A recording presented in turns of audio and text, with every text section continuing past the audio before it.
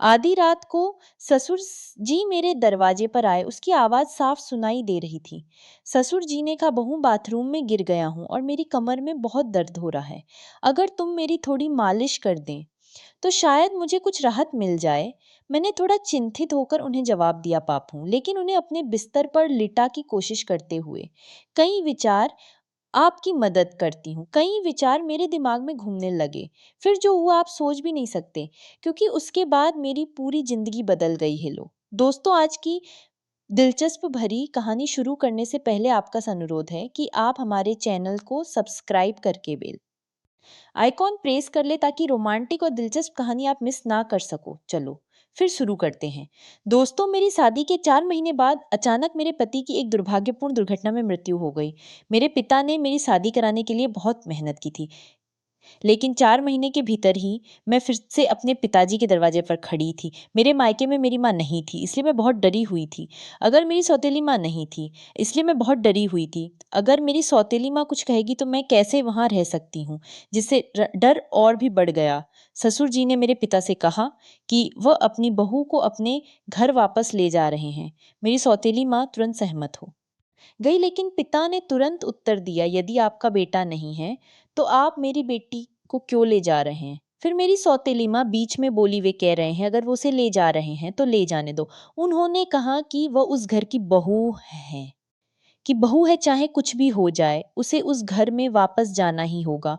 उनके झगड़े के बाद मेरे पिती माँ खुश रहेगी तो मुझे खुशी होगी। तुम उसे ले जाओ। तब मेरे ससुर ने कहा, और बहू अपने कपड़े ले आओ। मैंने ने अपनी सौतेली माँ के सारे जुल्म सहते हुए ससुराल जाने का फैसला किया।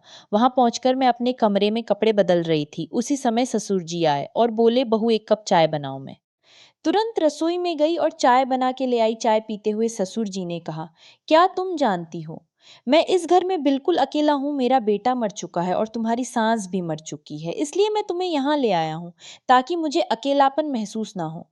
मैंने जवाब दिया, पापा जी आप चिंता ना करें, मैं बिल्कुल आपकी बेटी की तरह रहूंगी। मैं हमेशा आपके साथ हूँ। इस पर ससुर ने कहा, मैं जानता हूं कि तुम मेरे साथ रहोगी, क्योंकि तुम्हारी सौतेली माँ तुम्हें उस घर में कभी चैन से नहीं रहने देगी। ऐसे ही कुछ दिन बीत गए। 6 महीने बाद रात को मैं अपने कमरे में सो रही थी। जब मैंने दरवाजा खटखटाने की आवाज सुनी, मैंने सोचा कि ससुर ही होंगे, क्योंकि इस घर में मेरे ससुर के अलावा कोई नहीं रहता। और आधी रात को अचानक कौन आएगा। मैंने सोचा कि शायद ससुर जी को कुछ चाहिए होगा, इसलिए मैंने दरवाजा खोल दिया। दरवाजा खुलते ही ससुर जी ने मुझे पकड़ लिया और बोले, बहू मैं बाथरूम में गिर गया, मुझे बहुत दर्द हो रहा है। अगर तुम मेरी थोड़ी मालिश कर दो तो मुझे अच्छा महसूस होगा। मैंने सावधानी से उन्हें अपने बिस्तर पर लिटा दिया और मैं उनके कमरे से तेल लाने चली गई। मैं उनकी तेल से मालिश करने लगी। मुझे लगा कि मेरे पति मुझसे शादी करने के बाद कम उम्र में ही इस दुनिया से चले गए। यही सब सोचते हुए मैं अपने ससुर की मालिश कर रही थी। ससुर जी की आंखों में एक अजीब सा एहसास था जो मुझे थोड़ा असमंज कर रहा था। मैंने उनसे पूछा, पापा जी आपको कौन सी जगह पर अधिक दर्द हो रहा है, या फिर आप कहो तो मैं डॉक्टर को बुलाऊं। तो ससुर ने कहा, नहीं बहू तुम बस मालिश कर दो, इससे मुझे आराम मिल जाएगा। मुझे ससुर ने कहानी और बेचैनी होने लगी। मैंने उनसे कहा, पापा जी आप अपने कमरे में नहीं जा सकते, तो आप यहाँ मेरे कमरे में सो जाती हूँ। ससुर जी बोले, बहू मुझे जो सो सकते हैं, अगर मुझे रात को बाथरूम जाना हो तो मैं अकेला कैसे जा सकता हूँ। इसके बजाय तुम भी यहीं सो जाओ। मैंने उनकी बात मानी और वहीं सो गई। कुछ देर बाद ससुर जी उठकर मेरे पास आए और बोले, बहू मैं तुमसे कुछ बात करना चाहता हूँ। अगर तुम मुझसे सहमत हो तो ही मैं बात करूंगा। उनकी बातों से मुझे बेचैनी होने लगी। मैं चिंतित थी। मैंने कहा, ससुर जी आप क्या बात करना चाहते हैं। ससुर ने थोड़ा मुस्कुराते हुए कहा, मैं आज की रात तुम्हारे साथ से की योजना बना रहा हूँ। लेकिन ससुर जी की बातों ने मुझे परेशान कर दिया था। ससुर जी आप क्या बात कर बाहर नहीं कर सकती।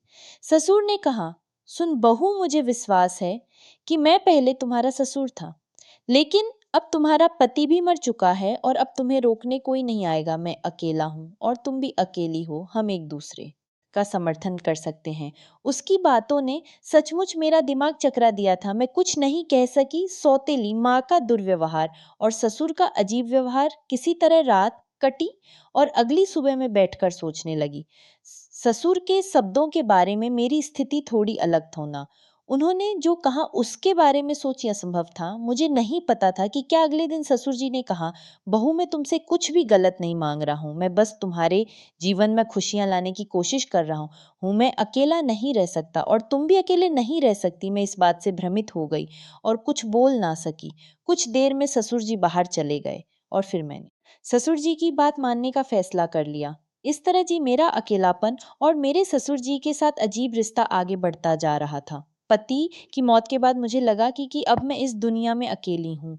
लेकिन मेरे ससुर मेरे जीवन की जिन भावनाओं की बात कर रहे थे, उसे ससुर जी ने पूरी कर दी। अकेले रहना बहुत कठिन है, लेकिन अगर तुम मेरे साथ हो तो मैं अकेलापन महसूस नहीं होगा। मेरे और ससुर जी के रिश्ते में आए इस बदलाव को दुनिया के सामने पेश करना कितना मुश्किल है, लेकिन कुछ चीजें कभी मिटती नहीं। और इस तरह इस अंधेरे से निकलकर मेरे जीवन में एक नई रोशनी आई। मेरे ससुर ने एक क्षण में मेरा दर्द दूर कर दिया, मुझे एक नई ज़िंदगी समझने और जीने का मौका दिया। तो दोस्तों यह थी आज की एक छोटी-सी कहानी। आपको कहानी कैसी लगी कमेंट करके ज़रूर बताएँ और चैनल को सब्सक्राइब करना ना भूलें। धन्यवाद।